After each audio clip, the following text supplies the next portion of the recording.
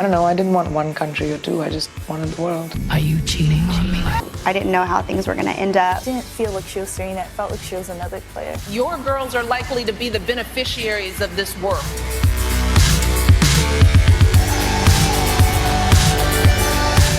I'm surprised at how much has changed, but how much has not changed. And I think that's where the fire is coming from. Enough is enough.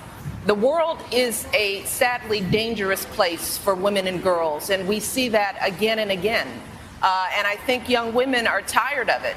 They're tired of being undervalued. They're tired of being disregarded. They're tired of their voices not being invested in and heard. And it's not just around the world. That's happening right here in this country. And if we're going to change that, we have to give them the tools and the skills through education to be able to lift those voices up. There are some who believe that the Me Too movement went to a point, and some say there's a backlash that's happening, that now men are saying, well, wait a minute, you know, what about us? Your thoughts on that. Well, that's what happens with change. You know, the change is not a direct, smooth path. There's going to be bumps and resistance. I mean, there has been a status quo in terms of the way women have been treated, what their expectations have been in this society. And that is changing. And there's going to be a little upheaval. There's going to be a little discomfort. But I think it's up to the women out there to say, sorry. Sorry that you feel uncomfortable, but I'm now paving the way for the next generation. And we as mothers, we have to think about the path that we want to pave for our girls.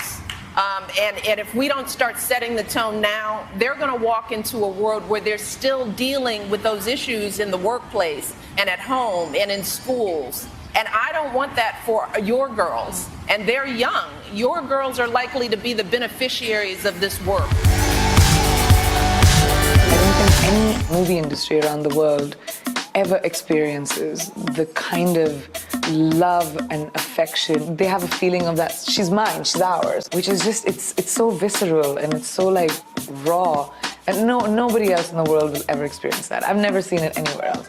I consider being a philanthropist a social responsibility. And I was raised in that environment since I was a kid.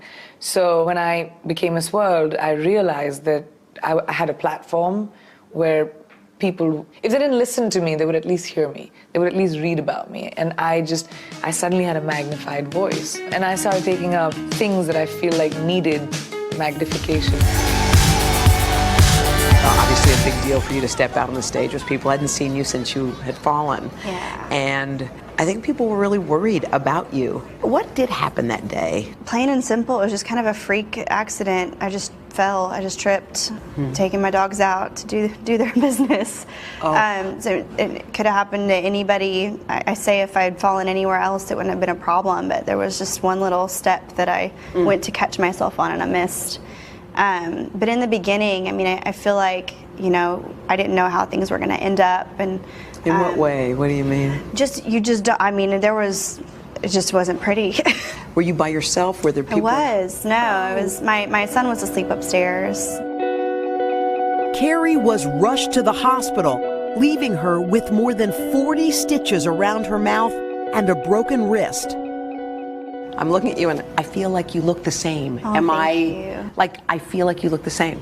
Thank you. I'm feeling, every day I feel a little more back to normal.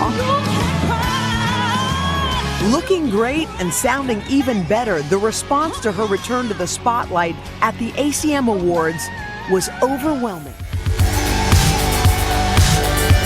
When you were in third grade, you wrote a paper about someone you idolized, and that person was Serena Williams. And you said you colored it in, it was a whole thing. How did it feel knowing that you were going to be playing center court across from her? What did you say to yourself to give you the confidence to play that match?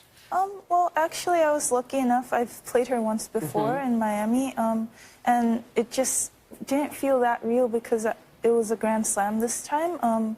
And just watching her play in Grand Slam finals before when I was a kid, it felt really different. So I think coming into this match, I was just really nervous. Did you look at her and think, oh my gosh, there's Serena? Or did you kind of keep your brain focused in another way? Well, when I was like, right before I was walking onto the court, I was freaking out a little bit. But when I went onto the court, it didn't it didn't feel like she was Serena. It felt like she was another player. Can we just shout out your mom who's here? She's in the studio. We just want to give you a wave and say hello. And your dad, I know your dad doesn't like to actually sit in the stadium. You said he paces around. But what did you guys say as a family after this big win? Well, I mean, my parents said they were really proud of me, and I don't know, my mom was crying a lot. My dad wasn't. He was sort of the cool guy, and I called my sister too, and she was really happy.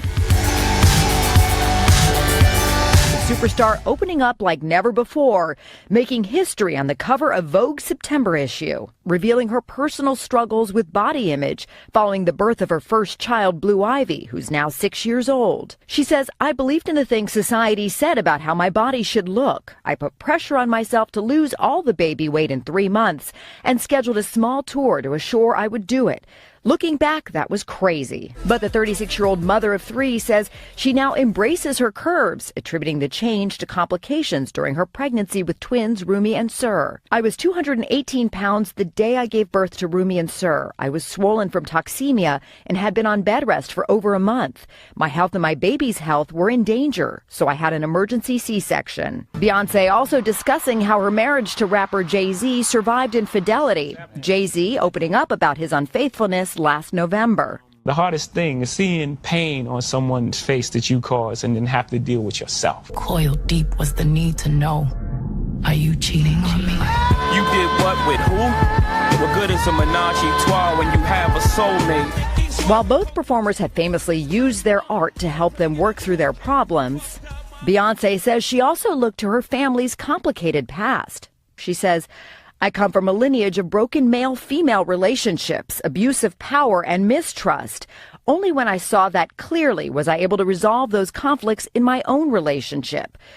Connecting to the past and knowing our history makes us both bruised and beautiful.